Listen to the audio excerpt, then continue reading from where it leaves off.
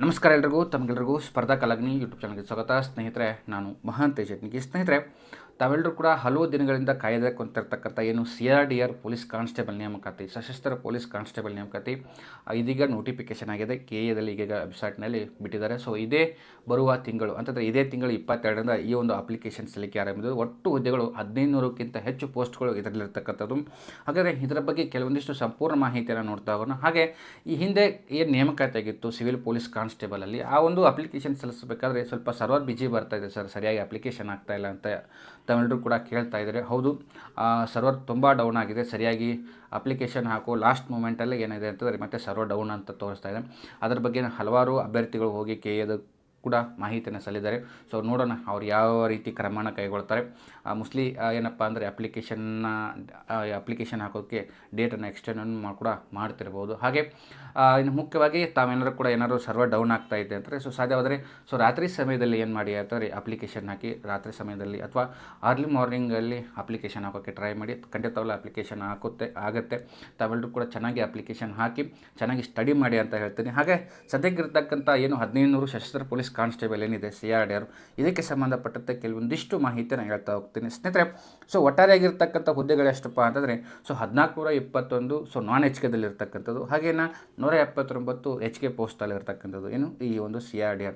ಹಾಗಾದರೆ ಈ ಒಂದು CRDRಗೆ ಇರತಕ್ಕಂಥ ಕ್ವಾಲಿಫಿಕೇಷನ್ ಏನಪ್ಪ ಅಂತ ನೀವು ಎಲ್ಲರೂ ಕೇಳ್ತಿರ್ಬೋದು ಸ್ನೇಹಿತರೆ. ಈ ಹಿಂದೆ ಏನು ನೇಮಕಾತಿ ಆಗಿತ್ತು CRDRದು, ಸೊ ಅದರಲ್ಲೆಲ್ಲ ಕೂಡ 10th ಪಾಸ್ ಅಥವಾ SSLC ಪಾಸ್ ಆದ ಅಭ್ಯರ್ಥಿಗಳು ಅಪ್ಲಿಕೇಶನ್ ಸಲ್ಲಿಸ್ಬೋದಿತ್ತು. ಆದರೆ ಈ ಸಲ ಏನು ಮಾಡಿದ್ದಾರೆ ಅಂತಂದರೆ 12th ಪಾಸ್ ಅಥವಾ ಸೆಕೆಂಡ್ PUC ಯಾರು ಪಾಸ್ ಆಗಿರ್ತೀರಿ, PUC ಪಾಸ್ ಆದವರು ಮಾತ್ರ ಈ ಸಲ ಏನು CRDR ಅಪ್ಲಿಕೇಶನನ್ನು ಕರೆದರೆ ಸೊ ಅದಕ್ಕೆ ಅಪ್ಲಿಕೇಶನ್ ಸಲ್ಲಿಸ್ಬೋದು.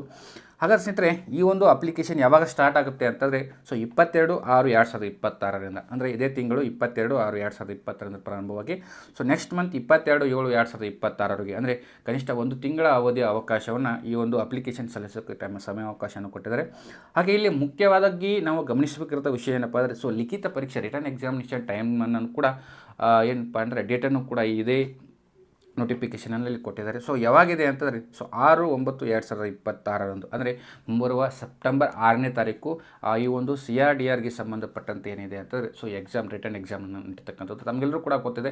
ಸೊ ಏನು ನೋಟಿಫಿಕೇಷನ್ ಆಗಿದೆ, ನೋಟಿಫಿಕೇಷನ್ ಆದಮೇಲೆ ಫಸ್ಟ್ ಇರ್ತಕ್ಕಂಥ ರಿಟರ್ನ್ ಎಕ್ಸಾಮ್ ಆದ ನಂತರ 1/5 ಫಿಸಿಕಲ್ ಇರ್ತದೆ. ಫಿಸಿಕಲ್ ಆದ ನಂತರ 1:1 ಪದ್ಧತಿ ಮೆಡಿಕಲ್ ಇರ್ತದೆ. ಸೊ ಇದರ ಮುಖ್ಯ ಭಾಗವಾಗಿ ಫಸ್ಟ್ ಏನಿರ್ತಕ್ಕಂಥದ್ದು ಎಕ್ಸಾಮನ್ನು ಇದೇ ಅಂದರೆ ಬರುವ ಸೆಪ್ಟೆಂಬರ್ 6ನೇ ತಾರೀಕು ಇದರ ಎಕ್ಸಾಮನ್ನು ಈಗಾಗಲೇ ಮೆನ್ಷನ್ ಮಾಡಿದ್ದಾರೆ ನೋಟಿಫಿಕೇಷನಲ್ಲಿ. ಹಾಗೇನ ಸಿವಿಲಲ್ಲೂ ಕೂಡ ಹಾಗೆ ಆಗಿತ್ತು, ನೋಟಿಫಿಕೇಷನ್ ಏನು ಬಂದಿತ್ತಲ್ಲ, ಆ ನೋಟಿಫಿಕೇಷನಲ್ಲೇ ಆಗಸ್ಟ್ 2ನೇ ತಾರೀಕಂತೆ ಎಕ್ಸಾಮನ್ನು ಏನು ಸಿವಿಲ್ ಪೊಲೀಸ್ ಕಾನ್ಸ್ಟೇಬಲ್ಗೆ ಸಂಬಂಧಪಟ್ಟಂತೆ ಅದರಲ್ಲೂ ಕೂಡ ಮೆನ್ಷನ್ ಮಾಡಿರ್ತಕ್ಕಂಥದ್ದು. ಸೊ ಇಷ್ಟೆಲ್ಲ ಇರ್ತಕ್ಕಂಥದ್ದು. ಇನ್ನು ಹೆಚ್ಚಿನ ಮಾಹಿತಿ ಅಂತಂದರೆ ಯಾವ್ಯಾವ ಒಂದು ಡಿಸ್ಟಿಕಲ್ಲಿ ಎಷ್ಟು ಪೋಸ್ಟ್ಗಳಿದ್ದಾವೆ, ಯಾವ್ಯಾವ ನಗರಕ್ಕೆ ಸಂಬಂಧಪಟ್ಟಂತೆ ಎಷ್ಟು ಪೋಸ್ಟ್ಗಳಿದ್ದಾವೆ, ಅದನ್ನು ಸಪ್ರೇಟಾಗಿ ಇನ್ನೊಂದು 2 ದಿನದಲ್ಲಿ ಅದಕ್ಕೆ ಸಂಬಂಧಪಟ್ಟಂತೆ ಮಾಹಿತಿ ಬರ್ತದೆ. ಸೊ ಏನು ಪ್ರತಿ ವರ್ಷದಂತೆ ಈ ವರ್ಷವೂ ಕೂಡ ಏನಪ್ಪ ಅಂದರೆ ಬೆಂಗಳೂರು ನಗರಕ್ಕೆ ಹೆಚ್ಚು ಪೋಸ್ಟ್ಗಳಿರುವ ಸಾಧ್ಯತೆ ಇದೆ. ಅಂದರೆ ಇರುತ್ತೆ ಹೆಚ್ಚು ಕಡಿಮೆ ಅಂತಂದರೆ ಹೈಯೆಸ್ಟ್ ಪೋಸ್ಟ್ಗಳಿರ್ತಕ್ಕಂಥದ್ದು ಬೆಂಗಳೂರು ನಗರಕ್ಕೆ, ಸಿವಿಲಲ್ಲಿ ಆದರೂ ಕೂಡ ಹಾಗೇನು ಬೆಂಗಳೂರು ಇದು CRDRಲ್ಲಿ ಆದರೂ ಕೂಡ ಏನಪ್ಪ ಅಂದರೆ ಹೆಚ್ಚು ಪೋಸ್ಟ್ಗಳಿರ್ತಕ್ಕಂಥದ್ದು ಎಲ್ಲಿ ಅಂತಂದರೆ ಬೆಂಗಳೂರು ನಗರಕ್ಕೆ ಇರುತ್ತೆ. ಸೊ ನೋಡಿ, ನಿಮಗೆ ಎಲ್ಲಿ ಸಾಧ್ಯ ಆಗುತ್ತೆ ಅಲ್ಲಿ ಅಪ್ಲಿಕೇಶನನ್ನು ಸಲ್ಲಿಸೋಕ್ಕೆ ಟ್ರೈ ಮಾಡಿ. ಅಪ್ಲಿಕೇಶನ್ ಇದೆ 22ನೇ ತಾರೀಕಿನಿಂದ ಪ್ರಾರಂಭ ಆಗುತ್ತೆ. ಆವಾಗ ಅಪ್ಲಿಕೇಶನ್ ಸಲ್ಲಿಸ್ಬೋದು ಸ್ನೇಹಿತರೆ. ಇನ್ನೂ ಇಂಪಾರ್ಟೆಂಟಾಗಿ ಅಪ್ಲಿಕೇಶನ್ ಹಾಕಬೇಕಾದ್ರೆ ಕೆಲವೊಂದಿಷ್ಟು ಗೊಂದಲಗಳಿದ್ದಾವೆ. ಅದನ್ನು ಮೊದಲು ಕರೆಕ್ಟಾಗಿ ಕ್ಲಿಯರ್ ಮಾಡ್ಕೊಳ್ಳಿ. ಅಂದರೆ ಕೆಲವೊಂದಿಷ್ಟು ಆಧಾರ್ ಕಾರ್ಡ್ದಲ್ಲಿ ಏನು ಸೇಮ್ ಇದೆ ಅದೇ ರೀತಿ ನಿಮ್ಮ ಮಾರ್ಕ್ಸ್ ಕಾರ್ಡ್ದಲ್ಲೂ ಸೇಮ್ ಇರಬೇಕು. ಇಲ್ಲ ಅಂತಂದರೆ ಅದು ಅಪ್ಲಿಕೇಶನ್ ತೊಗೊಳ್ತಾ ಇಲ್ಲ. ಅದನ್ನು ಏನಿದೆ ಅದನ್ನು ಪ್ರಾಬ್ಲಮ್ಗಳನ್ನ ಸಾಲ್ವ್ ಮಾಡ್ಕೊಂಡು ಏನು ಮಾಡಿ ಅಂತಂದರೆ ಅಪ್ಲಿಕೇಶನ್ ಸಲ್ಲಿಸಿ. ಹಾಗೆ ಕಾಸ್ಟ್ ಇನ್ಕಮ್ದಲ್ಲಿ ಆಗಿರ್ಬೋದು, ನಿಮ್ದು ಏನು ಅಪ್ಲಿಕೇಶನ್ಗೆ ಸಂಬಂಧಪಟ್ಟಂತೆ ಏನೇನು ಡಾಕ್ಯುಮೆಂಟ್ಸ್ ಬಿಟ್ಟು ನಾನು ಈಗಾಗಲೇ ಹಲವಾರು ತಿಂಗಳ ಹಿಂದೆಯೇ ಅದನ್ನ ಬಗ್ಗೆ ವಿಡಿಯೋ ಮಾಡಿದ್ದೆ. ದಯವಿಟ್ಟು ಅದನ್ನು ಅವಾಗ ಯಾರು ತೆಗೆಸ್ಕೊಂಡಿದ್ರೆ ಅದು ಒಳ್ಳೆಯದು. ಇನ್ನೂ ಯಾರು ತೆಗೆಸ್ಕೊಂಡಿರೋ ಅದೊತ್ತು ಅಪ್ಲಿಕೇಶನ್ಗೆ ಸಂಬಂಧಪಟ್ಟಂತೆ ನಮ್ಮ ಡಾಕ್ಯುಮೆಂಟ್ಸ್ಗಳೇನಿದಾವೆ ಅವುಗಳನ್ನ ತೆಗೆಸ್ಕೊಳ್ಳಿ ಅಂತ ಹೇಳ್ತೀನಿ.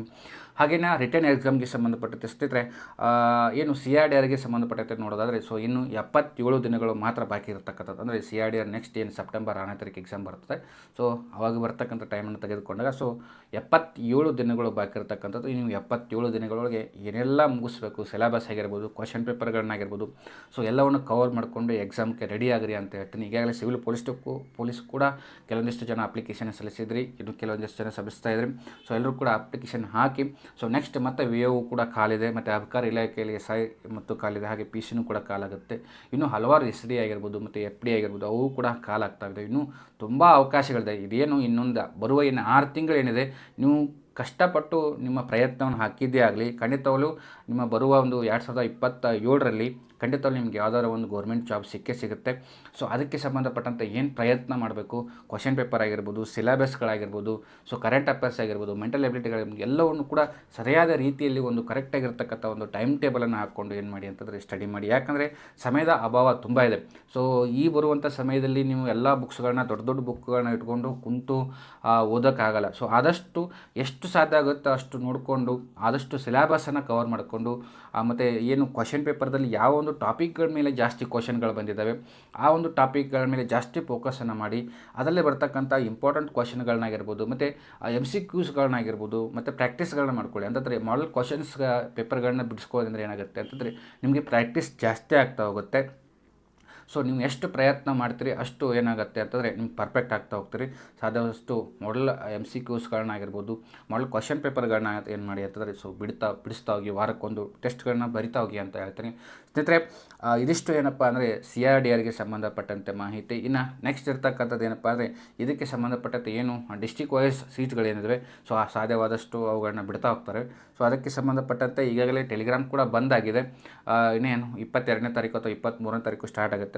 ಅಷ್ಟರಲ್ಲಿ ಓಪನ್ ಆಯ್ತು ಅಂದರೆ ಆಯಿತು, ಇಲ್ಲಾಂದರೆ ನಮ್ಮ ವಾಟ್ಸಪ್ ಚಾನಲ್ನೂ ಕೂಡ ಇದೆ. ಸೊ ವಾಟ್ಸಪ್ ಚಾನಲ್ಲೂ ಕೂಡ ಹಲವಾರು ಅಭ್ಯರ್ಥಿಗಳಿದ್ದಾರೆ. ಏನಾದರೂ ಸಡನ್ನಾಗಿ ಇನ್ಫಾರ್ಮೇಷನ್ ಕೊಡೋದಿರ್ತಂದರೆ ಸೊ ಆ ಥರಲ್ಲಿ ಹಾಕಿರ್ತೀನಿ. ಕೆಳಗಡೆ ವಾಟ್ಸಪ್ ಚಾನಲ್ ಲಿಂಕ್ ಇದೆ, ಬೇಕಾದರೆ ನೀವು ಅದರಲ್ಲೂ ಕೂಡ ಜಾಯ್ನ್ ಆಗಿ ಏನು ಸ್ಪರ್ಧಾತ್ಮಕ ಪರೀಕ್ಷೆಗೆ ಸಂಬಂಧಪಟ್ಟಂತೆ ಏನು ಮಾಹಿತಿ ಬೇಕಲ್ಲ ಸೊ ಅದನ್ನು ಪಡಿಬೋದು ಅಂತ ಹೇಳ್ತಾ, ಸ್ನೇಹಿತರೆ ಇದಿಷ್ಟು ಏನಪ್ಪ ಅಂದರೆ CRDRಗೆ ಸಂಬಂಧಪಟ್ಟಂಥ ಏನು 1500ಕ್ಕೂ ಹೆಚ್ಚು ಪೋಸ್ಟ್ಗಳ ಕಾಲಾಗಿದೆ. ಸೊ ಅದಕ್ಕೆ ಸಂಬಂಧಪಟ್ಟಂಥ ಕಿರು ಪರಿಚಯ, ಇದರ ಬಗ್ಗೆ ಸಂಪೂರ್ಣ ಮಾಹಿತಿ ಈಗಾಗಲೇ ಹಲವಾರು ವಿಡಿಯೋಗಳು ಮಾಡಿದ್ದೀವಿ. ಏನು ನೋಟಿಫಿಕೇಷನ್ ಏನಿರುತ್ತೆ, ಸೊ ಫಿಸಿಕಲ್ ಯಾವ ರೀತಿ ಇರುತ್ತೆ, ಸೊ ಮೆಡಿಕಲ್ ಆಗಿರುತ್ತೆ ಯಾವ ರೀತಿ ಇರುತ್ತೆ, ಮತ್ತು ನಾವು ಸ್ಟಡಿಯನ್ನು ಯಾವ ರೀತಿ ಮಾಡ್ಕೋಬೇಕು, ಅದ್ರ ಬಗ್ಗೆ ಹಲವಾರು ವಿಡಿಯೋಗಳು ಇದೇ ನಮ್ಮ ಯೂಟ್ಯೂಬ್ ಚಾನಲಲ್ಲಿದ್ದಾವೆ.